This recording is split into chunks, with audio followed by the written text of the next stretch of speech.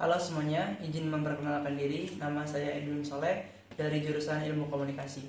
Di sini saya akan membahas seputar materi komunikasi organisasi, yaitu teori Maslow.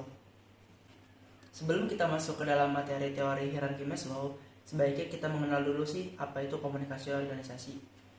Komunikasi organisasi adalah proses pembentukan, pengiriman, dan pertukaran pesan dalam lingkungan organisasi, yang mana tujuannya dari komunikasi organisasi ini adalah untuk menyampaikan informasi yang jelas dan akurat. Baik, di sini saya akan membahas seputar teori hierarki Maslow. Teori hierarki Maslow itu adalah sebuah teori psikologi yang mana dia itu berguna untuk memicu munculnya motivasi pada seorang individu atau kebutuhan mereka. Dan juga teori hierarki Maslow ini memiliki beberapa fase, mulai dari yang paling atas yaitu ada self actualization, dan paling bawah ada psikologis need, kemudian ada safety need, love and belonging, and esteem. Terus apa sih semua itu? Jadi dari awal ya, di pertama tuh ada namanya psikologis need. Psikologis need itu lebih ke kebutuhan makanan, minuman, tidur, pakaian, lebih kepada kebutuhan primer utama. Terus kemudian tuh ada namanya fase selanjutnya itu safety need, yang mana itu lebih ke keamanan, keteraturan, stabilitas, dan sebagainya gitu. Dan yang ketiga nih ada namanya love and belonging, yaitu artinya tuh seperti kayak keluarga, kerabat, teman dekat, dan lainnya gitu. Selanjutnya tuh ada namanya esteem. Apa sih esteem tuh? Yaitu seperti pencapaian, status, tanggung jawab, reputasi, titel, dan lainnya gitulah. Dan yang paling terakhir itu paling atas ada yang namanya itu self actualization, yang mana itu seperti pengembangan diri, pembentukan ideologi, dan lain sebagainya.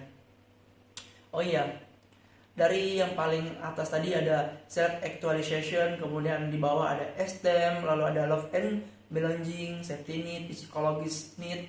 Nah, bagi saya pribadi nih, saya tuh lebih cocok atau lebih relate banget nih sama namanya love and belonging, karena ini nih benar-benar saya rasakan sendiri gitu di kehidupan.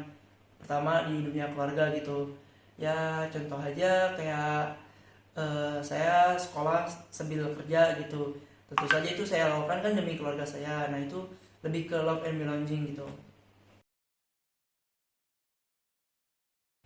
Oke, selanjutnya di sini saya akan membahas sebuah kasus yang mana ini merupakan kasus perusahaan,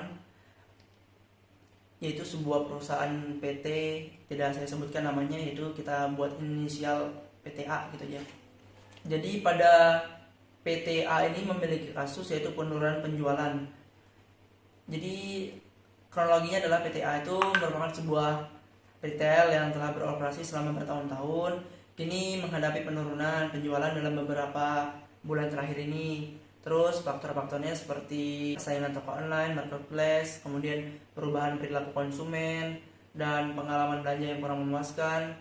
Itu berdampak pada performa perusahaan sih. Oh iya, dari kasus tersebut saya dapat menyimpulkan dan menganalisis bahwa faktor yang pertama adalah pasar dan persaingan. Jadi di sini PTA itu harus melakukan analisis mendalam terhadap pasar dan persaingan.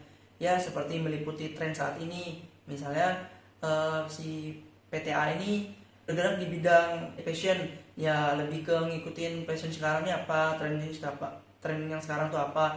Karena dengan adanya pemahaman seperti itu, perusahaan itu dapat membuat atau mengidentifikasi peluang baru dan mengembangkan strategi yang lebih relevan gitu kan.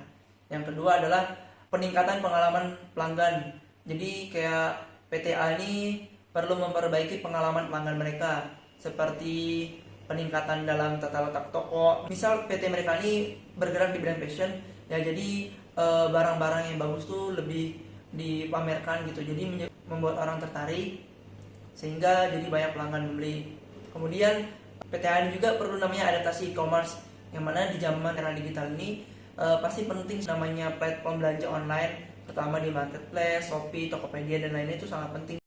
Ya, jadi gitu aja simpulan itu, dalam menghadapi penurunan penjualan gitu, PTA tuh perlu namanya melakukan analisis pasar dan persaingan gitu, meningkatkan pengalaman pelanggan, serta adaptasi terhadap namanya e-commerce gitu. Jadi strategi e-commerce itu penting dalam dunia atau era digital sekarang, karena orang tuh lebih ke belanja online dan lebih ke bisnisnya juga di online gitu. Oke, mungkin cukup sekian presentasi dari saya. Banyak kurang dan salahnya saya mohon maaf. Sampai jumpa semua.